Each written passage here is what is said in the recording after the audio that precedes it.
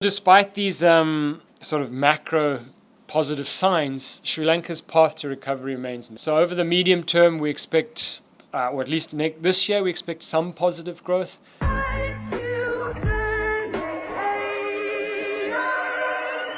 The launch of World Bank's April 2024 economic updates for South Asia and Sri Lanka was held in Colombo today.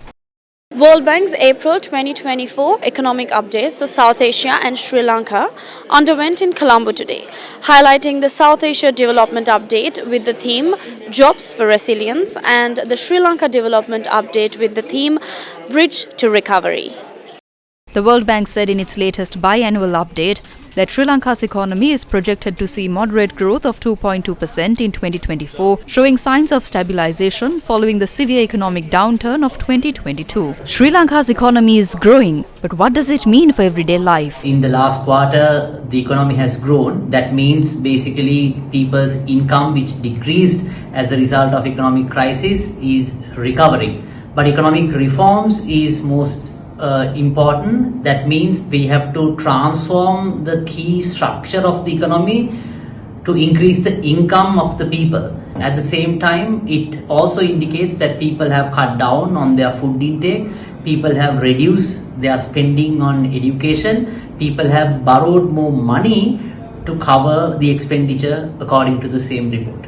Sri Lanka still faces elevated poverty levels, income inequality and labour market concerns. Released today, the Sri Lanka Development Update, Bridge to Recovery, highlights that Sri Lanka saw declining inflation, higher revenues on the back of the implementation of new fiscal policies and a current account surplus for the first time in nearly 5 decades, buoyed by increased remittances and a rebound in tourism. However, poverty rates continue to rise for the 4th year in a row, with an estimated 25.9% of Sri Lankans living below the poverty line in 2023. 1 out of every 3 people are living in poverty. That means they are basically not earning about 700 to 800 rupees a day as their income. So that's the gravity of the crisis. Poverty rates are anticipated to remain above 22% until 2026. Meanwhile, senior country economists for Sri Lanka highlighted that although Sri Lanka's economy is showing positive signs, however, there are risks to this recovery concerning policy reforms and deep debt restructuring. Despite these sort of macro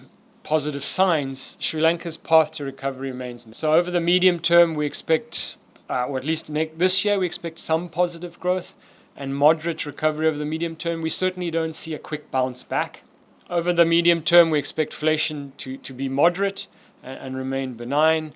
However, downside risks remain high, with especially these very limited buffers. And I'd say 2 risks I really want to emphasize. The first one is around the elections this year. The potential we see, or the concern we see around policy reversal or policy fatigue, particularly around the reforms that have been implemented.